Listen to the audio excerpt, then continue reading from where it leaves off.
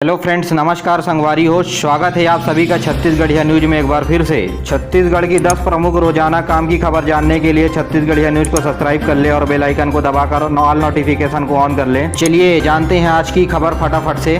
कोविड-19 के दौर पर फैले हुए भ्रांतियों के बीच छत्तीसगढ़ में एक ऐसा गांव है जो दूसरों के लिए एक मिसाल बन रहा है। बलरामपुर जिले में स्थित ककना गांव में महिला हो या पुरुष, युवक हो या युवतियां, सभी वैक्सीन लगवा रहे हैं। अब तक यहां 60% वैक्सीनेशन का कार्यक्रम हो चुका है। गाँव में सरपंच, जनपद सदस्य और मितानिनों की टीम घूम घूम कर गाँव को जागरूक कर रही है। वहाँ के सरपंच सुबह वैक्सीन के लिए ग्रामीणों को फोन करते हैं और ग्रामीणों को उनके घर से खुद वैक्सीनेशन सेंटर तक ले जाते हैं। और खास बात यह है कि राज्य का पहला गांव जहां 45 साल से ऊपर सभी लोगों को वैक्सीनेशन 100% पूरा हो चुका है। वहीं सरपंच ने बताया कि उनका लक्ष्य 10 दिनों में गांव को 100% यानी सभी लोगों को वैक्सीन लगवाने का लक्ष्य लेकर चल रहे हैं। बलरामपुर के कलेक्टर ने बताया कि गाँव में जबरदस्त अफवाह फैली है, उसके बावजूद भी ये गाँव वैक्सीनेशन में पूरे राज्य में अव्वल आ गया है।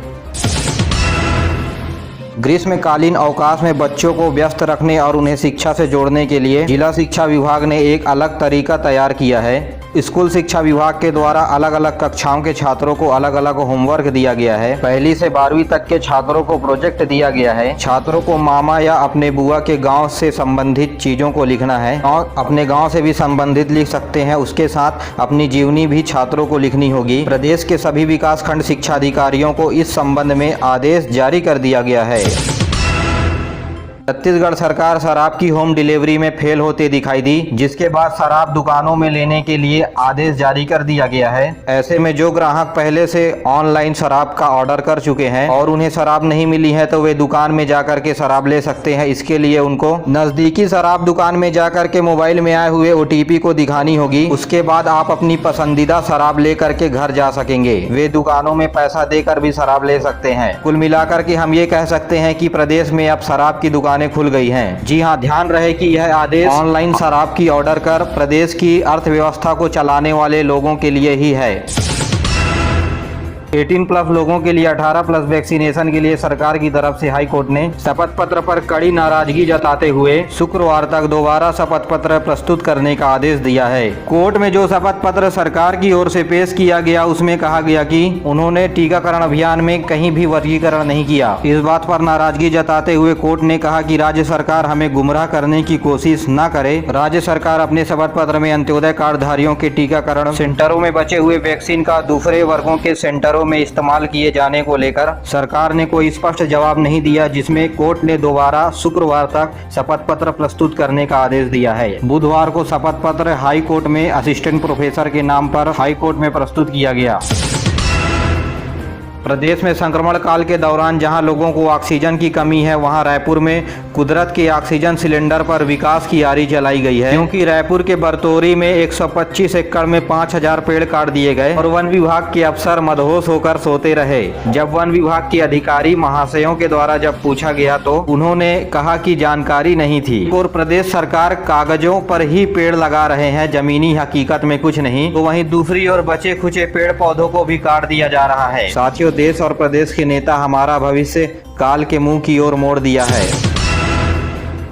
जसपुर में बगीचा ब्लॉक के SDM ज्योति बबली कुजूर की शिकायत कलेक्टर से की गई है। तहसीलदार और राजस्व कर्मचारियों ने शिकायत की है और SDM पर प्रताड़ना का आरोप लगाया है। कलेक्टर महादेव कारण ने इस पूरे मामले पर जांच के निर्देश देकर 7 दिनों में रिपोर्ट मांगी है। तो वहीं 2 दर्जन से अधिक पटवारियों का कहना है कि मानसिक प्रताड़ना में हम काम नहीं कर सकते।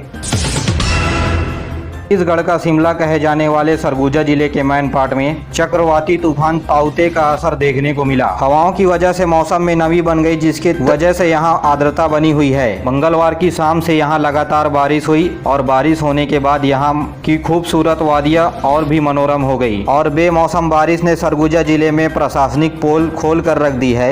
यहाँ लाखों कुंटल धान खुले में भीग गया और राइस मिलर्स धान को उठाने में दिलचस्पी नहीं दिखा रहे हैं। और आने वाले दिनों में द्रोणिका की वजह से मध्य भारत यानी छत्तीसगढ़ और मध्य प्रदेश में ऐसे मौसम रहने की उम्मीद है और 10 जून को छत्तीसगढ़ में मानसून पहुंचने की उम्मीद जताई जा रही है।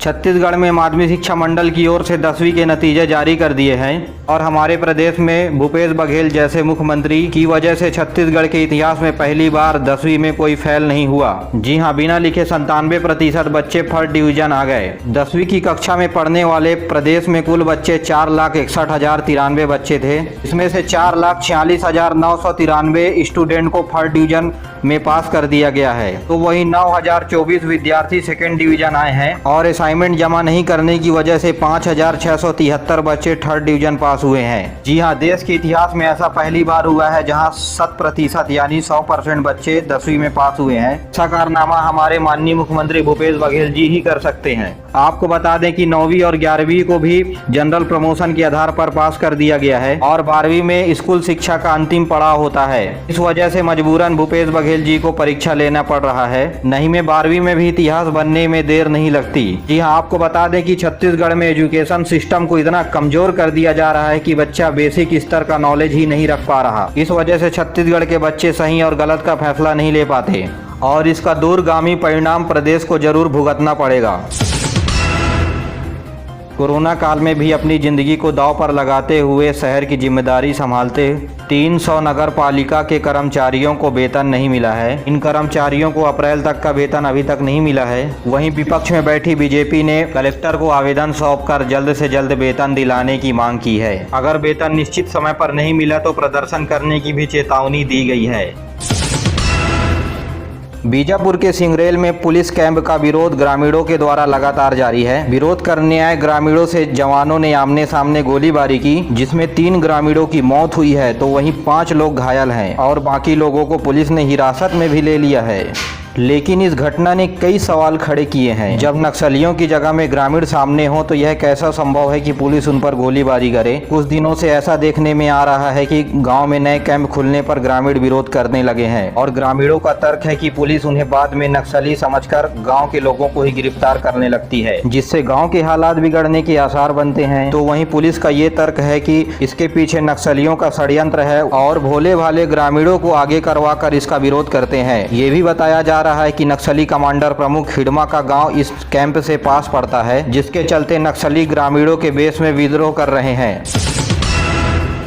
छत्तीसगढ़ के पावर सेक्टर में एक बार फिर से कोयले का संकट गहरा सकता है। पिछले कुछ दिनों से कोयला कंपनियों की तरफ से कोयला की आपूर्ति नहीं हो पा रही है, जिस वजह से पावर कंपनियों के पास कोयला का स्टॉक कम है। छत्तीसगढ़ में बिजली कंपनी के 3 प्रमुख पावर प्लांट हैं, जिसमें DSPN में सिर्फ 8 दिन का कोयला तो वहीं मड़वा में 6 दिन का कोयला बचा हुआ है। साथ ही STPS के बाद 3 से 4 दिनों का कोयला ही बचा हुआ है। तो वहीं बिजली कंपनी के प्रबंधन ने केंद्रीय कोयला मंत्री को कोयला की कमी पर पत्र लिखकर जानकारी दे दी है। इन तीनों प्रमुख पावर प्लांट में 2840 मेगावाट बिजली क्षमता उत्पादन करने की है। अगर इनको कोयला नहीं पहुंचा तो प्रदेश में बिजली का संकट मंडरा सकता है। रायपुर में डॉक्टर रमन सिंह के खिलाफ FIR दर्ज किया गया है। बीजेपी प्रवक्ता संदीप पात्रा के खिलाफ भी FIR दर्ज की गई है। प्रदेश के कांग्रेस युवा नेता ने फर्जी टोल किट मामले पर FRI दर्ज करवाया है। मेरे प्यारे साथियों, आज के लिए बस इतना ही। वीडियो पसंद आया तो वीडियो को लाइक करें, चैनल को सब्सक्राइब करें और अपने दोस्तों के साथ जरूर शेयर कीजिए। दीजिए मुझे इजाज़त, मिलते हैं अगले वीडियो में। तब तक के लिए जय हिंद, जय छत्तीसगढ़। घर पे रहें, सुरक्षित रहें और